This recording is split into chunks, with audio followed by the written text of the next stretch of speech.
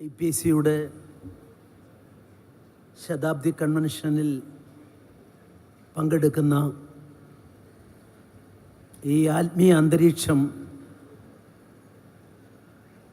ആവോളം പ്രകടമായ ഈ വേദിയിൽ നിങ്ങൾക്കെല്ലാവർക്കും സർവശക്തനായ ദൈവം നന്മ പ്രദാനം ചെയ്യട്ടെ എന്ന് ഞാൻ ആദ്യമായി പ്രാർത്ഥിക്കുകയാണ്. ഇവിടെ പെന്തക്കോസ് IPC സഭയുമായി എൻ്റെ ബന്ധത്തിന് വളരെ പഴക്കമുണ്ട്. ഞാനിതിനു മുമ്പും വാർഷിക കൺവെൻഷനിൽ പങ്കെടുത്ത് പ്രസംഗിച്ചിട്ടുണ്ട്. അന്ന് ഞാൻ ഗവർണറൊന്നും ആയിരുന്നില്ല, ഒരു സാധാരണക്കാരൻ അല്ലെങ്കിൽ ഒരു രാജനൈതിക രംഗത്തും പൊതുപ്രവർത്തനം നടന്ന ആളായിരുന്നു. പക്ഷെ ഞാൻ വളരെ ശ്രദ്ധിച്ചിരുന്നു, ഈശ്വരനാമത്തിൽ, കുറച്ചുകൂടി വ്യക്തമായി പറഞ്ഞാൽ യേശുവിൻ്റെ നാമത്തിൽ ഒന്നിച്ചു കൂടി എല്ലാവിധ പ്രാർത്ഥന കൈമുതലാക്കിക്കൊണ്ട് ആത്മശുദ്ധിയോടെ മുന്നോട്ട് വരുന്ന ഒരു വലിയ ജനസഞ്ചയം, അവിടെ രാഷ്ട്രീയമായ കാര്യങ്ങൾ പറയാതിരിക്കാനുള്ള പ്രാഥമികമായ മര്യാദ ഞാൻ ആ സമ്മേളനങ്ങളെല്ലാം കാണിച്ചിട്ടുണ്ട്. അതുകൊണ്ട് ഞാനൊന്നും പറയുന്നില്ല. ഇവിടെ പ്രധാനമന്ത്രിക്ക് വേണ്ടി ജോൺ കെ മാത്യു അദ്ദേഹത്തിൻ്റെ പ്രാർത്ഥനയിൽ പ്രധാനമന്ത്രിക്കും അദ്ദേഹത്തിൻ്റെ ഭരണത്തിനുമെല്ലാം ഇത് ഇന്ത്യൻ പെന്തക്കോസ് സഭയുടെ, ദൈവസഭയുടെ തുടക്കം മുതലുള്ള സമീപനമായി ഞാൻ കാണുകയാണ്. രാജ്യത്തെ ഭരണാധിപൻ ആരായാലും അവർക്ക് വേണ്ടി പ്രാർത്ഥിക്കുക. എത്ര ആത്മീയ പ്രസ്ഥാനങ്ങൾ അങ്ങനെ പ്രാർത്ഥിക്കുന്നുണ്ടെന്ന് എനിക്കറിയില്ല. അപ്പോൾ എല്ലാം നമ്മുടെ സമൂഹം ഒന്നടങ്കം മുന്നോട്ട് പോകണം. കക്ഷി രാഷ്ട്രീയത്തിനപ്പുറത്ത് ദൈവത്തിൻ്റെ നാമത്തിൽ നന്മയുടെ വഴിയിലൂടെ ജനസഞ്ചയത്തെ നയിക്കാൻ ആഗ്രഹിക്കുന്ന, ആ പാത കാട്ടി കൊടുക്കാൻ ആഗ്രഹിക്കുന്ന ഒരു സമൂഹം എന്നുള്ള നിലയിലാണ് എനിക്ക് ഈ പ്രസ്ഥാനത്തോടുള്ള ബന്ധം. ബഹുമാനപ്പെട്ട ഡോക്ടർ വത്സൻ എബ്രഹാം, ഞാൻ അദ്ദേഹത്തിൻ്റെ വീട്ടിൽ നിന്ന് ഒന്നിലധികം തവണ ഭക്ഷണം കഴിച്ചിട്ടുള്ളയാളാണ്. അതുകൊണ്ടാവാം അതെവിടെ ഇല്ലാത്ത സമയത്തും 2 മാസം മുമ്പാണ്, 2-3 മാസം മുമ്പ് ഞാനിതുവഴി ഗവർണറായിട്ട് എല്ലാ സജ്ജീകരണവുമുണ്ട്. ഗവർണർ വന്നാൽ സംസ്ഥാനം അതിൻ്റെ അതിഥിയായി എല്ലാ ഏർപ്പാടും ഭക്ഷണം ഉൾപ്പെടെ ഏർപ്പെടുത്തണം. അതെല്ലാം ഉണ്ടായിട്ടും ക്ഷണിക്കപ്പെടാത്ത അതിഥിയായിരിക്കാം ഒരു പക്ഷെ സ്നേഹത്തിൻ്റെ വികാരത്താൽ ഞാനിവിടെ കടന്നു ചെന്ന് അവിടെ നിന്നും ഭക്ഷണം കഴിച്ചു പോയത് എൻ്റെ ആത്മബന്ധത്തിൻ്റെ ഏറ്റവും വലിയ തെളിവായി ഞാൻ എപ്പോഴും കരുതുകയാണ്.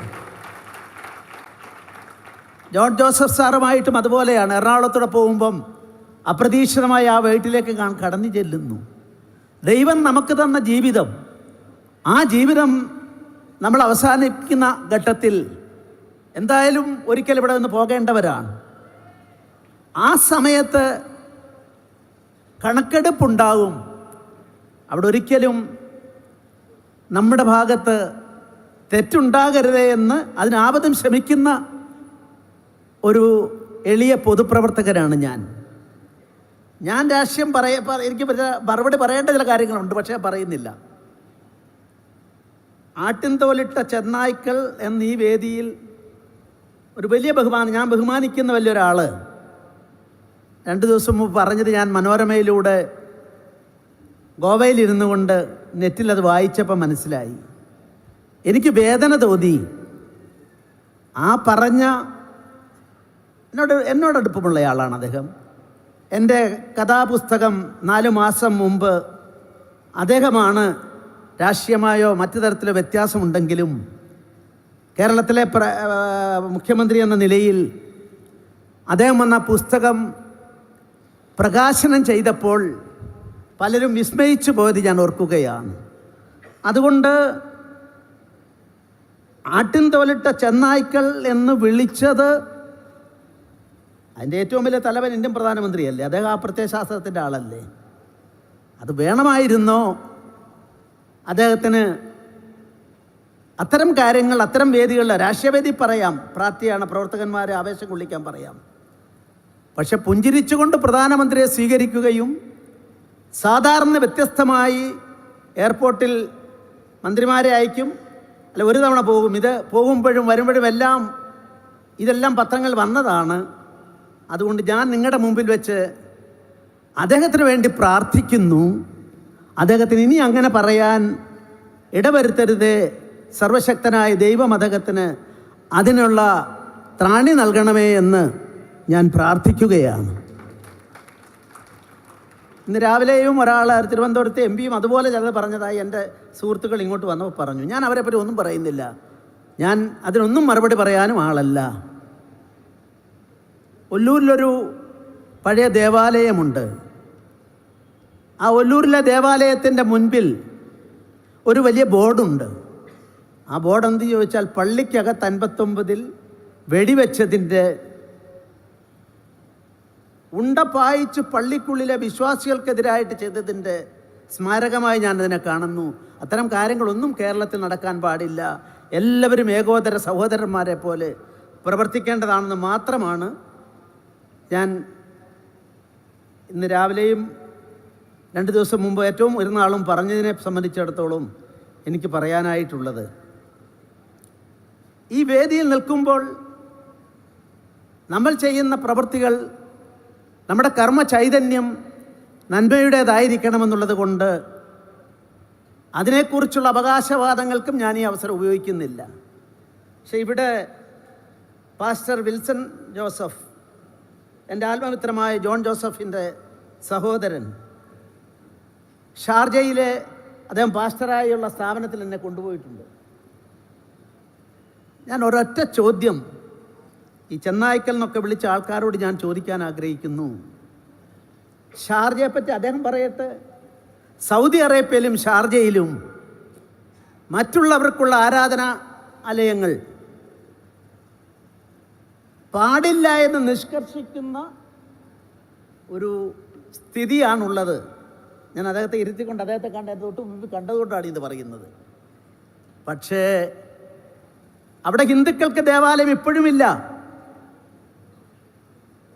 പക്ഷേ IPCക്ക് ഒരു ചർച്ചുണ്ട്. വേറൊരു രഹസ്യം കൂടി ഞാൻ പറഞ്ഞ കുഴപ്പമില്ല.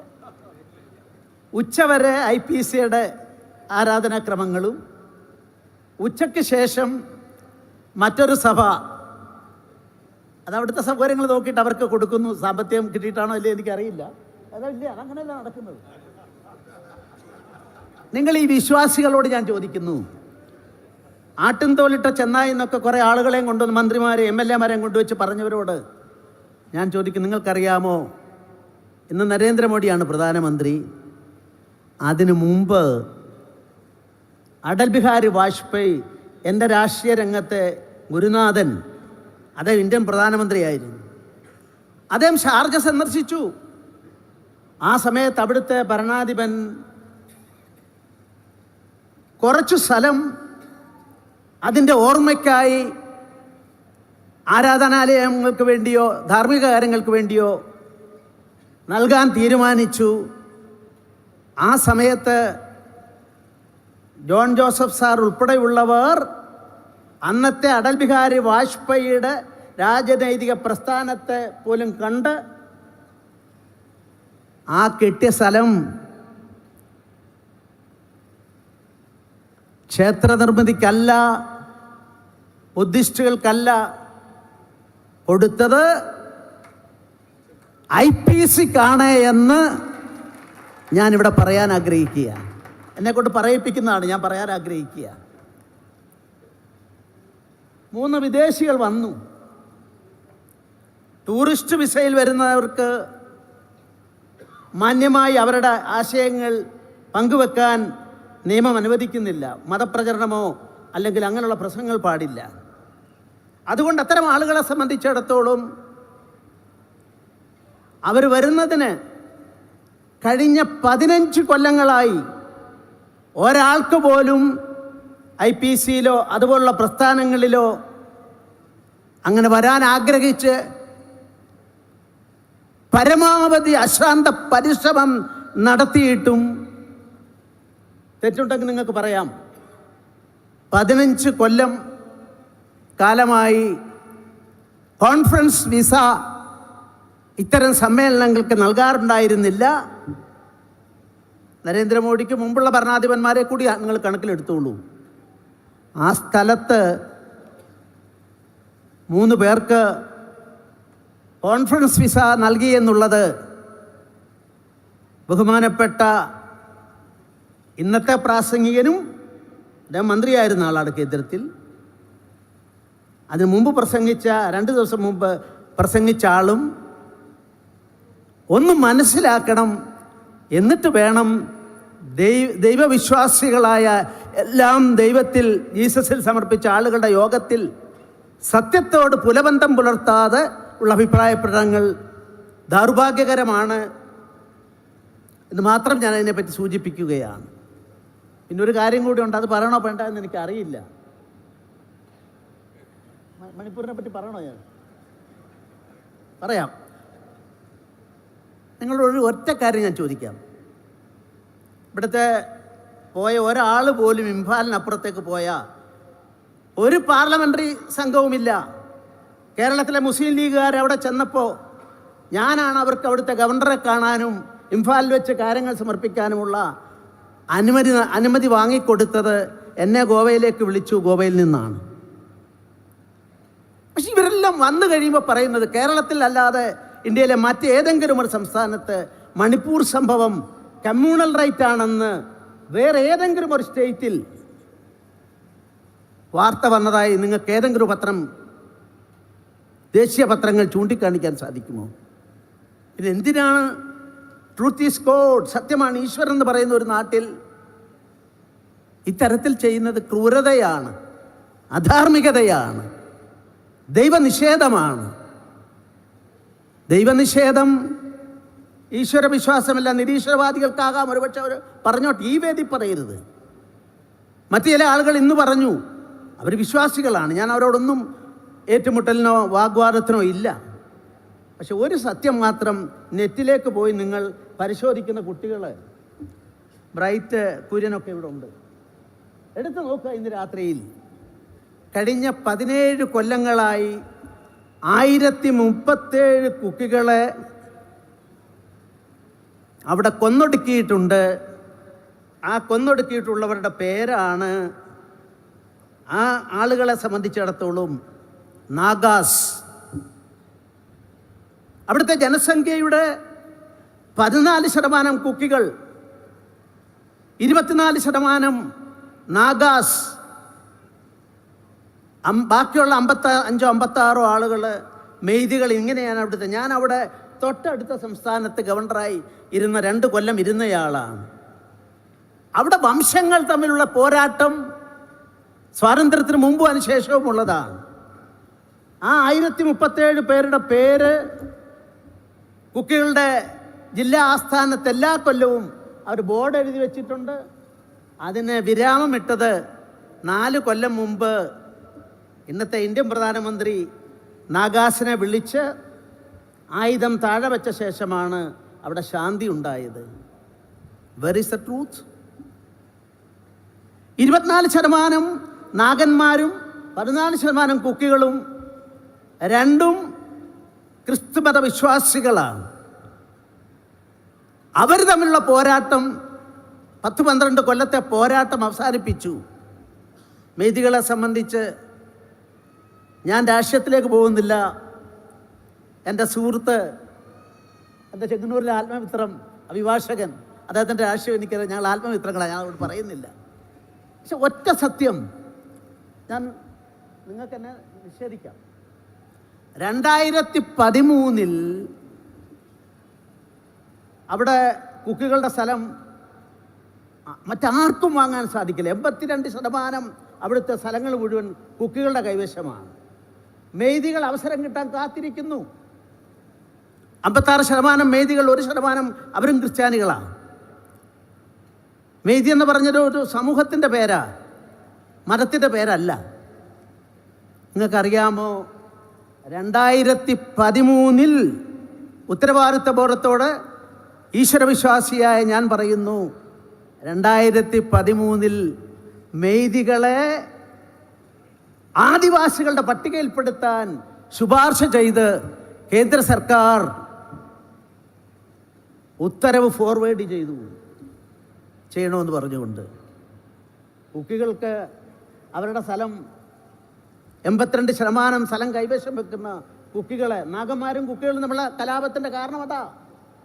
ഈ 82% സ്ഥലം ആദിവാസികളുടെ സ്ഥലമായി അവരെ പെടുത്തി കുക്കികളെ വേറാക്കത് കൊടുത്താൽ ഇക്വേഷൻ മാറും, സന്തുലിതാവസ്ഥ അട്ടിമറിക്കപ്പെടും, മെയ്തികളെ എല്ലാം കൈവശപ്പെടുത്തും. ഈ ഉത്തരവ് ഫോർവേഡ് ചെയ്തവരാണ് ഇന്നിവിടെ ആ വേദിയിൽ പ്രസംഗിച്ചതെന്ന് വരുമ്പോൾ ദൈവമേ സത്യം ജയിക്കട്ടെ എന്ന് എനിക്ക് പറയാനുള്ളൂ. അത് കഴിഞ്ഞ് കോടതിയിൽ ഒന്നും ചെയ്തില്ല ആരും. അപ്പോഴാണ് കോടതിയിൽ റിട്ട് ഹർജി വന്നു. ആ റിട്ട് ഹർജിയിലെ ഒന്നാമത്തെ രേഖ സെൻട്രൽ ഗവൺമെൻറ് 2013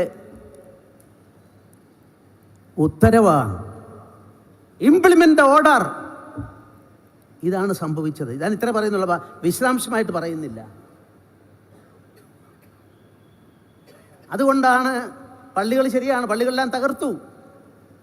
ആ തകർത്തപ്പം ഏതെങ്കിലും ഒരു നാഗ, 24% വരുന്ന ക്രിസ്ത്യ വിഭാഗത്തിൽപ്പെട്ട നാഗാ വിഭാഗത്തിൻ്റെ ഏതെങ്കിലും ഒരു പള്ളി അവിടെ തകർത്തിട്ടില്ല. അപ്പം വംശകലാപമാണ്. ഇതെല്ലാം കത്തി നിൽക്കുമ്പോഴാണ് മെയ് 25 വത്തിക്കാനിലെ മാർപ്പാപ്പയുടെ പ്രതിനിധിയായ 8 പേരിൽ ഒരാൾ, ഏഷ്യക്കാരൻ ഒരാളേ ഉള്ളൂ. അത് ബോംബെയിലെ ആർച്ച് ബിഷപ്പാണ്. നിങ്ങളെപ്പോലെ ഇവിടെയുള്ള പല ആളുകളും പാസ്റ്റർമാരും എനിക്ക് വേണ്ടി പ്രാർത്ഥിക്കുന്നവരാണ്. അതുപോലെ പരസ്യമായി പത്രക്കാരോട് ഗോവയിൽ പറഞ്ഞ് ഞാൻ എൻ്റെ ജീവിതത്തിൽ എല്ലാ ദിവസവും ഈ ഗോവയിലെ ഗവർണർക്ക് വേണ്ടി പ്രാർത്ഥിക്കുമെന്ന് പറഞ്ഞ ആർച്ച് ബിഷപ്പ് കർദിനാൾ ബോംബെയിൽ, അദ്ദേഹത്തോട് ഞാൻ പറഞ്ഞു, പിതാവേ ഇതെല്ലാം ഒന്ന് അന്വേഷിക്കണം എന്ന് പറഞ്ഞപ്പോൾ അദ്ദേഹം പറഞ്ഞു, ശ്രീധരൻപിള്ള പറഞ്ഞ് എനിക്ക് വിശ്വാസമാണെന്ന് അദ്ദേഹം പറഞ്ഞത്. ഞാൻ പരസ്യമായിട്ടാണ് ഇത് പറയുന്നത്, നിങ്ങൾ എഴുതിക്കോളൂ പത്രക്കാർ. ഞാൻ പറഞ്ഞു, അദ്ദേഹത്തോട് പറഞ്ഞു അങ്ങ് അന്വേഷിക്കണം. അങ്ങനെ അന്വേഷിച്ച ശേഷം മലയാള മനോരമയിൽ ഉൾപ്പെടെ വന്നു. അതുവരെ ഒന്നും വന്നില്ല. മെയ് 28 മനോരമയിൽ മറ്റ് പത്രങ്ങളൊന്നും കൊടുത്തില്ല. അദ്ദേഹത്തിൻ്റെ സ്റ്റേറ്റ്മെൻറ്റ് വന്നു. അദ്ദേഹം പറഞ്ഞു, ഇത് വർഗീയ കലാപമല്ല, വംശീയ കലാപമാണ്. അതിൽ നഷ്ടപ്പെട്ടവരെ അവരുടെ വീടുകൾ നിർമ്മിക്കാനും എല്ലാം സഹായിക്കണം, നമ്മൾ ഒത്തൊരുമിച്ച് നിൽക്കണം, ഇതിനെ വർഗീയ കലാപം എന്ന് പറയാൻ പാടില്ല എന്ന് പറഞ്ഞപ്പോഴാണ് നീണ്ട 3 ആഴ്ചക്കാലത്തെ കുപ്രചരണങ്ങൾ, അവസാനത്തെ ക്രിസ്തീയ വീട്ടിൽ പോലും ഈ തകർത്ത ദേവാലയങ്ങൾ കാണിച്ചുകൊണ്ട് ചത്തത് കീചകനെങ്കിൽ കൊന്നത് ഭീമൻ തന്നെ എന്നുള്ള നിലയിലേക്കുള്ള നിലപാട് സ്വീകരിച്ചത്. അതുകൊണ്ട് സത്യത്തിലേക്ക് കൂടുതൽ പോകാൻ ഈ ശതാബ്ദി കൺവെൻഷൻ ഉപകരിക്കട്ടെ എന്ന് ഞാൻ പ്രാർത്ഥിക്കുകയാണ്. എനിക്ക് ഇന്നലെ എൻ്റെ യുവ അഭിഭാഷകൻ എനിക്കൊരു എത്തിച്ചു തന്നതാണ് IPC പ്രാരംഭ വർഷങ്ങൾ. ഞാനത് വായിച്ചു, മുഴുവൻ വായിച്ചു. Pastor K. എബ്രഹാം, നമ്മുടെ സമാരാധ്യനായ അധ്യക്ഷൻ്റെ പിതാവിൻ്റെ പിതാവാണ്, ഗ്രാൻഡ് സൺ. എനിക്ക് എല്ലാത്തിനുമായി മറുപടി പറയാൻ ഒറ്റ കാര്യം മാത്രമേ ഉള്ളൂ. ഇതിൽ 6 സംഭവങ്ങൾ ഈ IPC എന്ന ആശയത്തിന് വേണ്ടി ത്യാഗനിർഭരമായ ജീവിതം നയിച്ച, ഒറ്റപ്പെടലിൻ്റെ ഏടുകളിലൂടെ കടന്നുപോയ ഒട്ടേറെ ആളുകളുണ്ട്. ആ കാലഘട്ടത്തിൽ ഇതിന് രൂപം കൊടുത്ത pastor Samuel, pastor Cheriyan, PT Varghese, pastor Oommen, Matthew, Samuel, അതുപോലെ തന്നെ ഉള്ള കെ എബ്രഹാം ഉൾപ്പെടെയുള്ള ആളുകൾ, അതിനെപ്പറ്റിയൊക്കെയുള്ള കാര്യങ്ങൾ ഇത് വന്നപ്പോൾ ഞാൻ വായിച്ചപ്പം എൻ്റെ ചുറ്റുപാടുമുള്ള സ്ഥലങ്ങളായതുകൊണ്ട് മാവേലിക്കര മിച്ചൽ ജംഗ്ഷനിൽ കൺവെൻഷൻ നടത്താൻ വേണ്ടി അക്കാലത്ത് പോയപ്പോൾ LKT വന്ന പീഡനങ്ങളെക്കുറിച്ച് ഇതിൽ പറയാൻ സാധിക്കും. അതുപോലെ എലന്തൂര് ഒരുപാട് സ്ഥലങ്ങൾ അദ്ദേഹം പറയുന്നുണ്ട്. അത് എനിക്ക് പ്രത്യേകിച്ച് താല്പര്യം തോന്നിയത്, ഞാൻ ഈ തിരുവിതാംകൂറിലെ തിരുവിതാംകൂറിലെ ഈ പ്രദേശത്തുകാരനായതുകൊണ്ട് അതെല്ലാം അദ്ദേഹം പറഞ്ഞപ്പോൾ, മുളക്കുഴയിലെ പെന്തക്കോസ്ത് സഭ തൊട്ടുള്ള കാര്യങ്ങളെല്ലാം ഇതിൽ പറഞ്ഞപ്പോൾ, പന്തളം സഭ, വെട്ടിയാർ സഭ എന്ന് പറഞ്ഞാൽ എൻ്റെ ഗ്രാമത്തിൻ്റെ തൊട്ടടുത്ത ഗ്രാമമാണ്, അച്ചൻകോവിലാർ കഴിഞ്ഞാൽ ഇലന്തൂർ സഭ, ഇതെല്ലാം വായിച്ചപ്പം അദ്ദേഹത്തിൻ്റെ കഴുത്തിന് പിടിച്ചവരെ പറ്റി, അദ്ദേഹത്തെ കല്ലെറിഞ്ഞവരെ പറ്റി, അദ്ദേഹത്തിൻ്റെ ജീവനെ ഇല്ലാതാക്കാൻ ശ്രമിച്ചപ്പോഴും അദ്ദേഹം എങ്ങനെയാണ് മുന്നോട്ട് പോയെന്നുള്ളതിനെ സംബന്ധിച്ച് നിങ്ങളിത് വായിക്കുക. ആരുമല്ല, സർവശക്തനായ ദൈവം രക്ഷിച്ചു എന്നാണ് അദ്ദേഹം ഇതിൽ പറഞ്ഞിട്ടുള്ളത്. അദ്ദേഹം പറയുന്നു, മിച്ചൽ ജംഗ്ഷനിലെ കല്ലേറുകളുടെ പ്രവാഹമാണ്. ആ പ്രവാഹം അദ്ദേഹം പറയുന്നു, ഒരു കല്ല് പോലും ഞങ്ങളുടെ തലയിൽ കൊണ്ടില്ല. ഞങ്ങൾ അങ്ങനെ പ്രാർത്ഥിച്ച് ട്രാൻസ്ലേറ്ററുണ്ട്, പ്രാർത്ഥിച്ചുകൊണ്ടിരുന്നു, അത്ഭുതകരമായി രക്ഷപ്പെട്ടു എന്ന് പറയുമ്പോൾ അതിനേക്കാൾ വലിയ രക്ഷാകവചം തിരുവനന്തപുരത്തു നിന്നോ ഡൽഹിയിലോ ഒന്നും നിങ്ങൾക്ക് ആവശ്യമില്ല എന്നുള്ളതാണ് എൻ്റെ അഭിപ്രായം. അവസാനം അദ്ദേഹത്തിൻ്റെ ഏറ്റവും ഞാൻ ഈ പുസ്തകം എടുത്തത് അതുകൊണ്ടാണ്. ഇതാ 3 വരി മാത്രം ഞാൻ വായിക്കാം. കൂട്ടായ്മയ്ക്ക് ആരുമില്ലാതെയും സത്യനിമിത്തം എല്ലാവരാലും ത്യജിക്കപ്പെട്ടും ഉപേക്ഷിക്കപ്പെട്ടും നിന്ദിക്കപ്പെട്ടും അപമാനം പേറേണ്ടി വന്നിട്ടുള്ളതിനെ നിന്ദിക്കപ്പെട്ടും, എന്നിട്ട് ഇൻവെർട്ടർ കോമ, മരുഭൂമിയിലെ വേഴാമ്പൽ പോലെയും ശൂന്യസ്ഥലത്തെ മൂങ്ങ പോലെയും വീട്ടിൻ മുകളിൽ തനിച്ചിരിക്കുന്ന കുരുകിൽ പോലെയും ഇരുന്ന്, സങ്കീർത്തനമൊന്നും ഞാൻ അതിലേക്ക് പോകുന്നില്ല, എനിക്കത് വഴങ്ങില്ല. അന്നാളുകൾ കർത്താവ് ഇയോയെ പറ്റി പറയുമ്പം ഒരു വിശേഷണം വേണം, ഞാൻ അതിലേക്കും പോകുന്നില്ല. 11, 13, 19 വചനങ്ങൾ വാഗ്ദത്തങ്ങളായി നൽകി താൻ പ്രവർത്തിക്കാൻ പോകുന്ന കാര്യം ഗ്രഹിപ്പിച്ച് എന്നെ ധൈര്യപ്പെടുത്തി. ഈ ധൈര്യപ്പെടുത്ത ശക്തിയാണ് ഈ ജനസഞ്ചയത്തെ ഇവിടെ ഒന്നിച്ചുകൂടാനും പ്രാർത്ഥിക്കാനും ഇടയാക്കിയതെന്ന് ഞാൻ വിശ്വസിക്കുന്നു. അതുകൊണ്ട് മറ്റ് സഭകളുടെ എല്ലാം പരിപാടിക്ക് പോകുന്ന ആളാണ്. ഇന്ന് ഞാൻ കാഞ്ഞിരപ്പള്ളിയിലെ ബിഷപ്പ് ഹൗസിൽ പരിപാടി കഴിഞ്ഞ് 3 മണിക്ക് കഴിഞ്ഞിട്ട് ഇങ്ങോട്ട് വരുന്നത്. ഞാനപ്പോൾ ഇത് താരതമ്യപ്പെടുത്താറുണ്ട്. അവിടെ മറ്റ് ക്രിസ്തീയ മാർഗങ്ങളിലെല്ലാം സംവിധാനമുണ്ട്. ആ സംവിധാനം ദൈവവുമായിട്ട് അടുപ്പിക്കാനുള്ള സംവിധാനങ്ങളിലൂടെയാണ് ചെയ്യുന്നത്, തെറ്റല്ല. പക്ഷെ നിങ്ങളെ സംബന്ധിച്ചിടത്തോളം ഈ പുസ്തകം വായിച്ചപ്പോൾ ഞായറാഴ്ച പരിശുദ്ധാത്മ സ്നാനം എന്ന ദിവ്യ അനുഭവത്തിലേക്ക് ദൈവം എന്നെ പ്രവേശിപ്പിച്ചു എന്ന് പറയുമ്പോൾ, പരിശുദ്ധാത്മ സ്നാനം, ആ സ്നാനം കഴിഞ്ഞാൽ ഡയറക്റ്റായിട്ട് ജീസസുമായി ദൈവവുമായുള്ള ബന്ധമാണ്. അത് അനുഭവമാണ് നിങ്ങളുടെ സമ്പത്ത്. അനുഭവത്തിൻ്റെ അടിസ്ഥാനത്തിൽ നിങ്ങൾ ചിന്തിക്കുക, പ്രവർത്തിക്കുക. ഈ ഇന്ത്യ രാജ്യത്ത് എല്ലാവർക്കും തുല്യമായ അവകാശമുണ്ട്. നിങ്ങൾക്ക് പ്രാർത്ഥിക്കാനുള്ള അവകാശവും പ്രവർത്തിക്കാനുള്ള അവകാശവും ഔദാര്യമല്ല, അവകാശമാണ് എന്ന് ഞാനിവിടെ ഉറപ്പിച്ച് പറയാൻ ഒരു ഭരണഘടനാ പദവി വഹിക്കുന്ന ഞാൻ ഈ അവസരം ഉപയോഗിക്കുകയാണ്.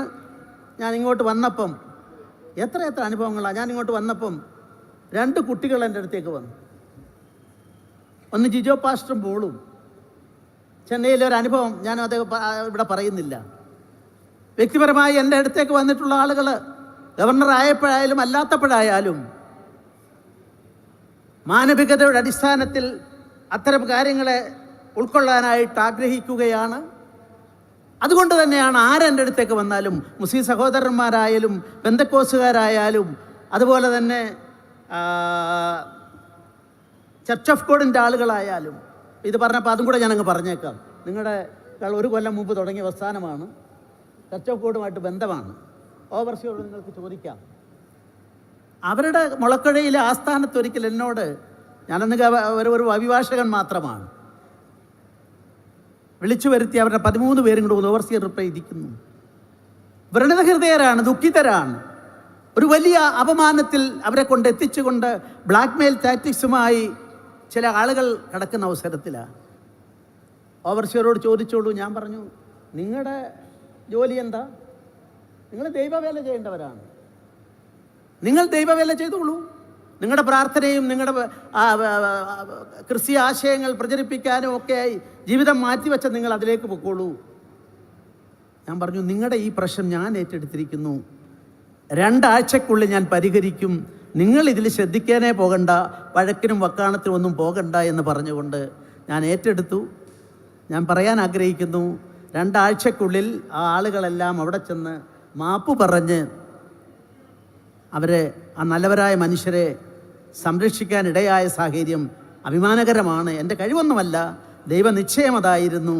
അതുകൊണ്ട് ഇതിൻ്റെ ഒന്നും പേരിൽ ആരോടും ഞാൻ ഒരു പ്രതിഫലവും വാങ്ങിയിട്ടില്ല. ആരോടും ഇതിൻ്റെ പേരിൽ വാസ്തവത്തിൽ ഏതെങ്കിലും രാഷ്ട്രീയ പാർട്ടി ചേരാനോ അതിനെ സഹായിക്കാനോ ആവശ്യപ്പെട്ടിട്ടില്ല. നമ്മളെല്ലാം സൗഹാർദ്ദത്തോടെ പോകണം. വിശ്വമാനവികത ഉയർത്തിപ്പിടിക്കാൻ സാധിക്കണം. ഏകം സത് വിപ്രാ ബഹുധാ വദന്തി. പ്രപഞ്ച സത്യം ഒന്നാണ്. ആ ഈശ്വരനിലേക്കുള്ള വഴികൾ നിങ്ങൾക്കൊരു പക്ഷേ അതിനോട് നേരിയ വ്യത്യാസം ഉണ്ടാവാം. ഏകം സത് യാത്രയാണ് ജീവിതം. ആ ജീവിതത്തിൽ സത്യത്തെ കണ്ടെത്തുക, ധർമ്മത്തെ ഉയർത്തിപ്പിടിക്കുക, ഈ കാഴ്ചപ്പാടാണ് ഭാരതീയമായ കാഴ്ചപ്പാട്. അതുകൊണ്ടാണ് തീർച്ചയായും അദ്ദേഹം എഴുതിയ പാസ്റ്റർ കെ ഇബ്രാഹിം എഴുതിയ പുസ്തകത്തിൽ പറയുന്നു, ഒരു സ്ഥലപ്പേര് ഞാൻ മറന്നു, ആക്രമിക്കപ്പെടുകയാണ്. ഒരു സ്ഥലത്തും നിശ്ചയിക്കപ്പെട്ട സ്ഥലത്തും ആ പ്രാർത്ഥനായോഗം നടത്താൻ അനുവദിക്കാതെ ബലപ്രയോഗത്തിലൂടെ അവരെ മാറ്റിയപ്പോൾ, ഇതിൽ വായിച്ചോളൂ, ഒരു നായർ കുടുംബം, അവർ നമ്മുടെ വിശ്വാസിയല്ല, പക്ഷെ ആ നായർ കുടുംബത്തിൻ്റെ വീട്ടിൽ കൊണ്ടുപോയി അവരുടെ പുളിമരത്തിൻ്റെ താഴെ ഇരുന്ന് അഭംഗുരം ആ പ്രാർത്ഥനയും ആ ശുശ്രൂഷയും നടത്താൻ സാധിച്ചതായി ഇതിലെഴുതി വച്ചിട്ടുള്ളതൊക്കെ നിങ്ങൾ പ്രിൻ്റ് ചെയ്ത് വെറുതെ വാങ്ങിയാൽ പോരാ, വായിച്ച് മനസ്സിലാക്കുക. ഇവിടെ ചെന്നായെന്ന് വിളിച്ച് ഇന്ത്യൻ പ്രധാനമന്ത്രിയെയും ഞാനൊക്കെ അതിൽപ്പെട്ടതാണല്ലോ. പറഞ്ഞവരോട് ഞാൻ പറയുന്നു, നിങ്ങളുടെ മനസ്സിൻ്റെ ബലമാണ് ശക്തി. ആ മനസ്സിൻ്റെ ബലം സർവശക്തൻ തരുന്നതാണ്, ദൈവം തരുന്നതാണ്, നിങ്ങളുടെ ഭാഷയിൽ പറഞ്ഞാൽ ജീസസ് തരുന്നതാണ്. ആ വിശ്വാസത്തെ മുറുകെ പിടിച്ചുകൊണ്ട് മുന്നോട്ട് പോവുക. തീർച്ചയായും ന്യായമായ കാര്യങ്ങൾക്ക് ജോൺ ജോസഫ് സാറിന് അറിയാം. ഒരാഴ്ച മുമ്പ് ഞാൻ വിളിച്ചു, അദ്ദേഹം ആകെ ദുഃഖിതനാണ്. കുര്യൻ ഇവിടെ ഇല്ലേ? പിതാവില്ലേ? അല്ല, അവരുടെ പിതാവില്ലേ? തമ്മിൽ അങ്ങോട്ടും ഇങ്ങോട്ടും മാറിപ്പോയി. സോറി കേട്ടോ. അപ്പം ചെറുപ്പക്കാരായതാണ് അർത്ഥം. അപ്പോൾ വിളിച്ച് ഞാൻ 2 പേരെ വിളിച്ചു. ഞാൻ പറഞ്ഞു, ഇന്ന തടസ്സമുണ്ട്.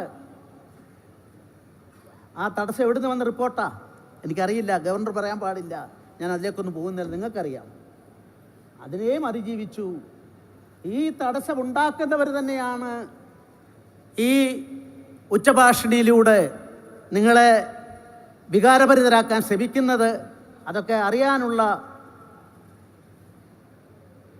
കഴിവും പ്രാപ്തിയും ജ്ഞാനവും നിങ്ങൾക്കുണ്ടാകട്ടെ. ഈ കൺവെൻഷൻ ഒരു വലിയ വിജയമാകട്ടെ. തീർച്ചയായും പാസ്റ്റർ വത്സൻ എബ്രഹാം, അദ്ദേഹത്തിന് ഞാൻ എല്ലാവിധ ആശംസകളും നേരുകയാണ്. എന്നെ അദ്ദേഹം വിളിക്കുമ്പോഴും ഭക്ഷണം, അദ്ദേഹം ഉള്ളപ്പോൾ ഭക്ഷണം കഴിച്ചപ്പോഴും ഇല്ലാത്തപ്പോൾ കഴിച്ചപ്പോഴും എല്ലാം എൻ്റെ മനസ്സിൽ എൻ്റെ ഒരു സഹോദരനെ പോലെ ഞാൻ അദ്ദേഹത്തെ കരുതുന്നു എന്ന് അദ്ദേഹത്തിനും എനിക്കും അറിയാം. ആ സഹോദര ഭാവമുള്ളത് കൊണ്ടാണ് ഈ റോഡിലൂടെ പോകുമ്പോൾ, കുമ്പനാട്ടിലൂടെ പോകുമ്പോൾ, അങ്ങയുടെ വീട്ടിൽ അങ്ങനെ ഇല്ലെങ്കിലും ഞാൻ അവിടെ കയറി ഭക്ഷണം കഴിക്കുന്നത് അതൊരു മെസ്സേജാണ്, ഒരു സന്ദേശമാണ്, അതൊരു ഉറപ്പാണ്. അതുപോലെ ജോൺ ജോസഫ് സാറിൻ്റെ വീട്ടിലും ഇതുതന്നെ സംഭവിക്കാറുണ്ട്. ഇവിടെ ഇരിക്കുന്ന പല പാസ്റ്റർമാരെയും പേരെടുത്ത് എനിക്ക് പറയാൻ അറിയത്തക്കവണ്ണം ബന്ധമുണ്ട്. അവരാര് സമീപിച്ചപ്പോഴും, ഗവർണർ ആയപ്പോഴായാലും അതിനു മുമ്പായാലും ആരോടും ഞാൻ നോ പറഞ്ഞിട്ടില്ല. നിങ്ങളോടൊപ്പം തീർച്ചയായും ഈ എളിയവൻ ഉണ്ടാകുമെന്ന് ഉറപ്പ് തന്നുകൊണ്ട് ഇന്നത്തെ ഈ സമ്മേളനത്തിലെ എൻ്റെ ഈ പ്രസംഗവും ഞാനിവിടെ വന്നതും, നിങ്ങൾ ഇത്രയും വലിയ ജനസഞ്ചയമാണ്, ഭരണകൂടത്തിന് വേണ്ടി പ്രാർത്ഥിക്കുന്നു. അതുകൊണ്ട് കൂടുതലായി കേന്ദ്രത്തിലെ ഭരണകൂടത്തോടൊക്കെ ബന്ധപ്പെട്ട് ഇടയ്ക്കിടയ്ക്ക് അവരെയൊക്കെ പോയി കാണാനും അങ്ങനെ നമ്മുടെ ആളുകളുടെ താല്പര്യങ്ങൾ സംരക്ഷിക്കാൻ വേണ്ടി കൂടുതൽ അവരെ ബദ്ധശ്രദ്ധരാക്കാനും ശ്രമിക്കാം. അതിൻ്റെ ജൈത്രയാത്രയായി കൂടി ഇന്നത്തെ ഈ സുദിനത്തെ ഞാൻ കാണുന്നു. എല്ലാവർക്കും എൻ്റെ ആശംസകൾ, എല്ലാവർക്കും എൻ്റെ വിനീതമായ നമസ്കാരം. ജയ് ഹിന്ദ്, ജയ് ഭാരത്.